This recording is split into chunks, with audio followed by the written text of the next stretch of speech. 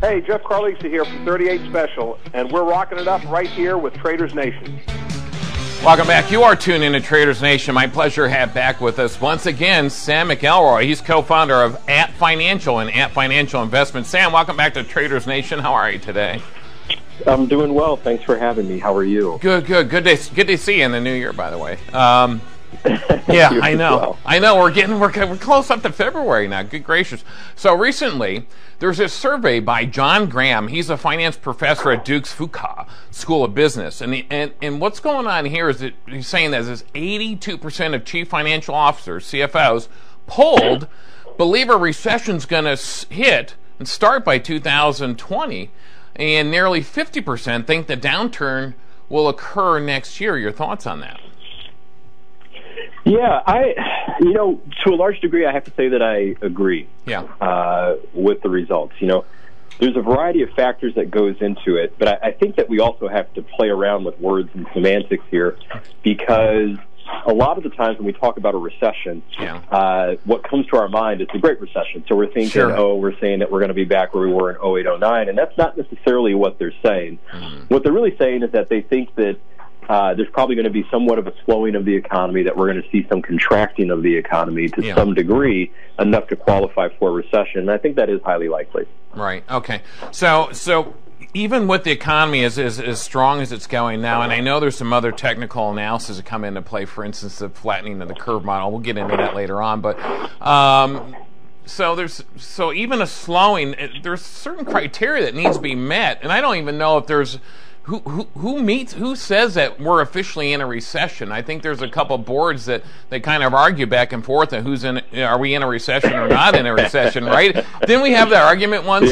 Yeah. So I mean, who qualifies a recession? I mean, a slowing. Yeah, there's going to be a slowing in anything, maybe in sectors, and I get that some large employers are laying people off.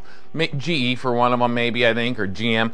But that's isolated certain sectors. I mean, are we looking at an overall economy slowdown or just sector hit? I think it kind of waits to be seen. Yeah. What the magnitude is for that. I think part of the problem that we're kind of running into is two pieces. Part of it is that when you're in a global economy, then you're looking at what's happening domestically in terms of the buying of goods and services, but you're also looking at your exports and what you can get from there. Right. When you have increased protectionism, when you have difficulty and you're negotiating trades, and there's, the quote-unquote trade wars and all this other stuff, that can have an impact sometimes on businesses and just things that are happening. But I think the part that a lot of us are kind of overlooking also, because, many of us kind of hold this belief, in a sense, in an ideal world, that as long as things are good, we should always have an expanding economy, but it doesn't really work that way necessarily. Part of this is just based off of demographics in the United States as well, I think, to a large degree. Yeah. We do a lot of retirement planning. It's probably the predominant part of our business, and so we primarily work with people in the baby boomer population, helping them transition from going from earned income to asset income. Right. And one of the things we notice is that they are not spending. They're shedding debt, they're downsizing, they're not buying bigger houses or bigger cars. Their kids are already off on their own. They're on fixed budgets. They're saving up. So you just look at, if we are going to have this consistently expanding economy indefinitely, where is the purchasing power coming from? Right. Because I don't see it necessarily from the consumer side right now. That's a great point, because I just wrote down consumer side spending. So if this consumer side spending is going to slow, somebody's got to make that up. And like you said, where's it going to come from? Who has the money that's going to spend that money? Because that's what it takes to get this economy continue to move. Not even moving, but continue to move. So where's that going to come from, Sam? Yeah, and that's the part where I feel like I have less visibility. So ordinarily you would say, well, then it has to come from corporations, because that's really the main two places that it's going to come from. Right. But when I look at what corporations are doing, I see a mixed bag there, I guess. I see a lot of corporations that are in expansion mode, that are growing and that are doing a lot of things. But then, like you said, you see corporations like GM and Verizon that, in order to get ahead of what they see as changing economic conditions, are closing plants and laying people off. And so the question, I think, kind of becomes, well, which side wins? Are the companies that are expanding going to expand to the degree that they offset companies that are contracting? And And I don't know. And will it be a net difference enough to make up whatever we don't see from the consumer side of spending enough to kind of keep us moving forward with consistent GDP growth? Right. That's interesting because you're absolutely right. What's the net? Are we gaining more than we're losing? As long as we're doing that, then potentially we have some direction on which way this is going to go. All right. This survey also goes on to say worst case projections you would see capital spending drop in 2019, accompanied by flat hiring, and certainly we've been discussing that here today, and also. I don't know. Like you brought in the fact that we're working in this world economy, and certainly we are.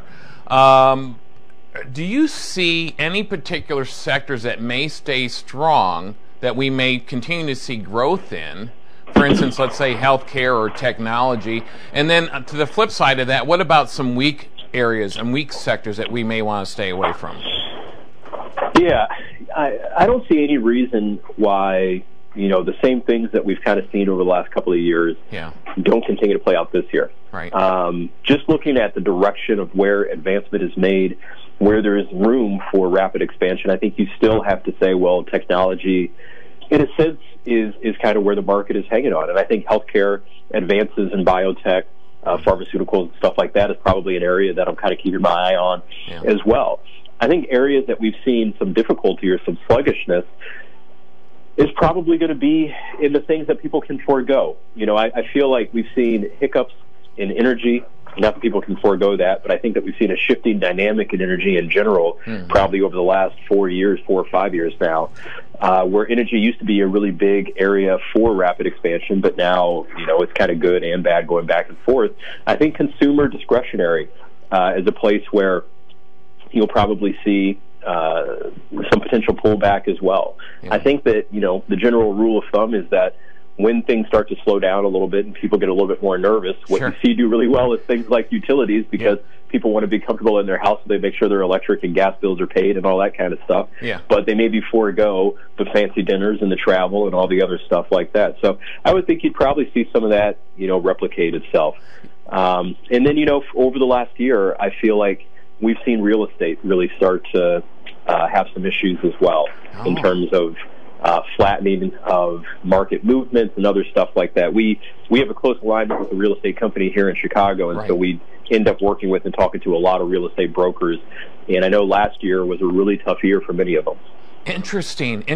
So, there's this euphoric buzz, that's going around in consumer spending. But I think you got something there. Whereas, if we start to see this recession, we tend to forget, right? But I don't know. This last great recession was just stung people so bad. I don't see forgetting that anytime soon. So I think that euphoric feeling that's going around on spending, I think it's going to wake people up and jack their collars up pretty fast if we start to feel that recession coming around again. Your thoughts? I think that's absolutely true. And no matter how much we talk about, the old axiom of buy low and sell high, just, I guess, human emotion just is too strong.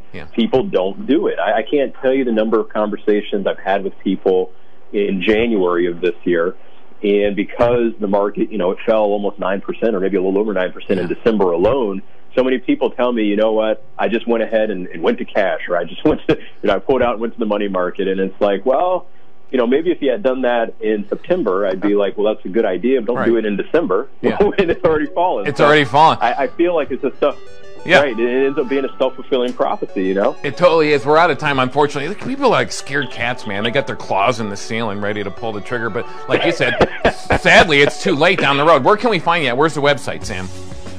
Yeah, it's just www.atfinancial.com. All right, head on over there, atfinancial.com. Thanks, Sam, for being with us today. My pleasure. You bet. Stay tuned. We'll be right back.